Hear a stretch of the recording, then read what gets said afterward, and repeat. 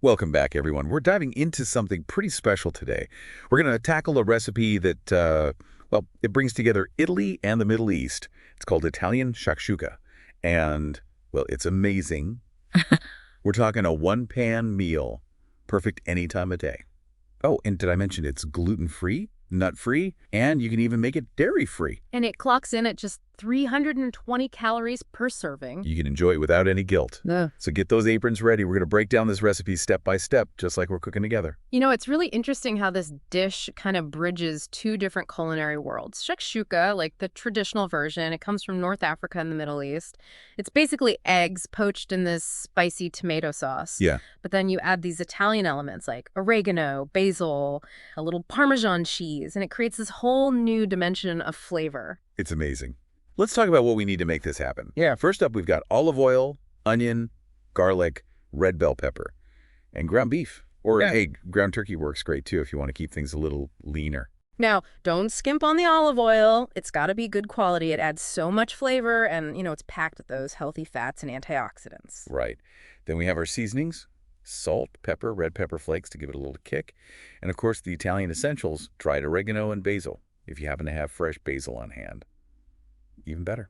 Those herbs are like the key to that Italian twist. The oregano brings this earthy, slightly peppery flavor, and the basil, it adds sweetness and a hint of anise. They work together beautifully, especially with the tomatoes. Ah, the tomatoes. We're using a 28-ounce can of crushed tomatoes, Mm. the heart of our shakshuka, right? Yeah. The recipe calls for half a cup of water.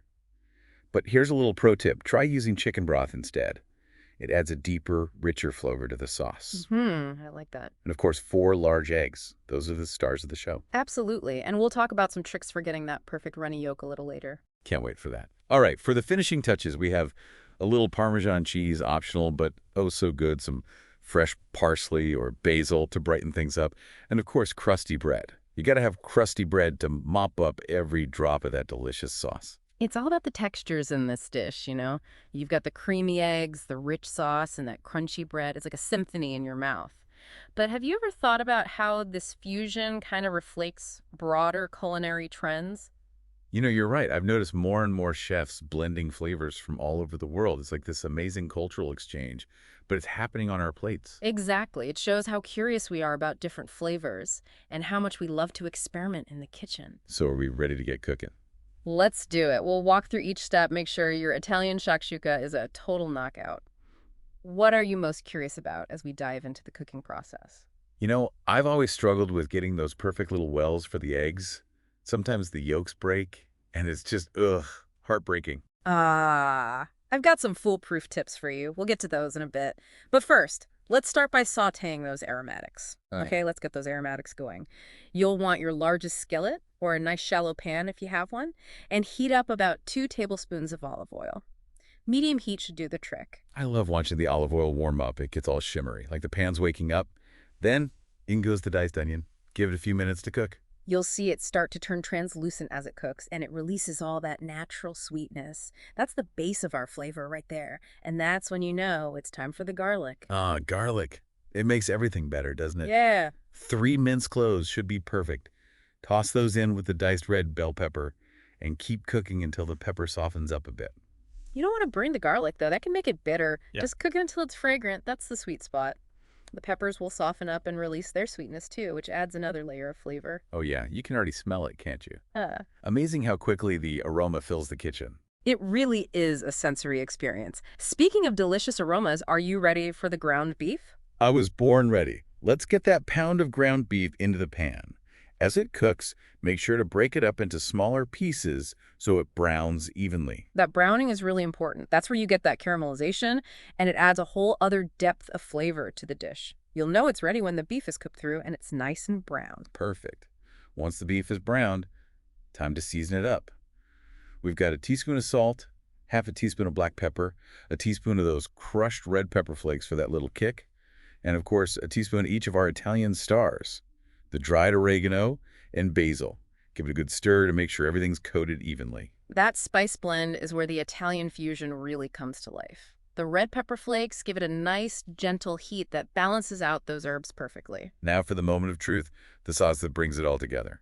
Time to pour in that 28-ounce can of crushed tomatoes and the half cup of water, or remember you can swap that for chicken broth if you're feeling adventurous. Ooh, I think I will. Okay, stir everything together gently. Now turn the heat down to low and let it simmer uncovered for about 10 to 15 minutes. That gives the flavors time to meld and the sauce will thicken up a bit.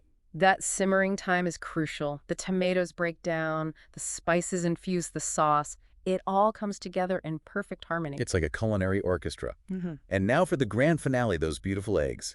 This is where I usually need some help, so I'm ready for those expert tips. Don't worry, I've got you. Grab a spoon and use the back of it to gently create 4 little wells or indentations in the simmering sauce.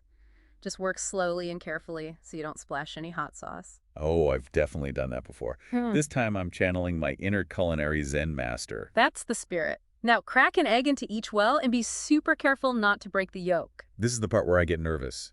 We want those yolks to stay intact for that perfect runny center. You got it. Now cover the skillet and let those eggs cook for about 5 to 7 minutes. The timing might vary a little depending on your stovetop and how runny you like your yolks. So how do we know when they're cooked just right? What should we be looking for? Okay, so tell me, how do I know when they're cooked just right? Keep an eye on the whites. They'll start to set from the outside in. When the whites are mostly opaque and the edges are firm, but the yolk still has that little wobble, that's what you're looking for. Okay, so it's all about the wobble. Yeah. I can picture that. It's like this culinary dance, waiting for the perfect moment. Exactly. It might take a little practice to get the hang of it, but once you do, you'll be a shakshuka master. While those eggs are working their magic, Yeah. let's talk about some fun variations. Yeah. This recipe is amazing as is, but I always love to add my own little twist, you know? Oh, absolutely. There are so many ways to play around with this dish. You could swap the ground beef for Italian sausage, or even crumbled chorizo if you want to go for a Spanish vibe. And a handful of spinach wilted into the sauce is always a good idea. Add some extra nutrients and that nice earthy flavor. Ooh, and I bet some cheesy goodness would really go well with those Italian flavors. You read my mind. A dollop of ricotta swirled into the sauce is divine. Or if you like things tangy, crumbled feta is amazing. You can even experiment with different herbs, like maybe some thyme or rosemary for a more rustic flavor profile. That's what I love about cooking. Yeah, You take a recipe as a starting point, and then you make it your own. exactly. It's about being creative and trusting your gut in the kitchen. Who knows? You might just create your next signature dish. I think our eggs are just about there. What's the final step in this delicious journey? Carefully lift the lid off the skillet. And there you have it, Italian shakshuka. A beautiful explosion of color and flavor. Now carefully spoon it onto your plates. Make sure you get a good amount of sauce and a nice, perfectly cooked egg on each serving. And of course, we can't forget that crusty bread for dipping. You got it. It's all about that symphony of textures. The soft eggs, the rich sauce, that crunchy bread. Every bite is an explosion of flavor. As we wrap up our deep dive into Italian shakshuka, I'm really struck by how this dish is so much more than just a recipe. It's a fusion of cultures, it's a celebration of creativity, and it's a reminder of how much joy comes from cooking and sharing food with others. Well said. It shows us that the kitchen is a place for exploration, a place for connecting with people. And sometimes the most unexpected combinations create the most delicious discoveries. So to all our listeners out there, we encourage you to give this recipe a try. Make it your own, play around with different flavors, get creative with garnishes, and don't be afraid to experiment. Most importantly, share your culinary creations and the joy of cooking with the people you love. Until next time, happy cooking.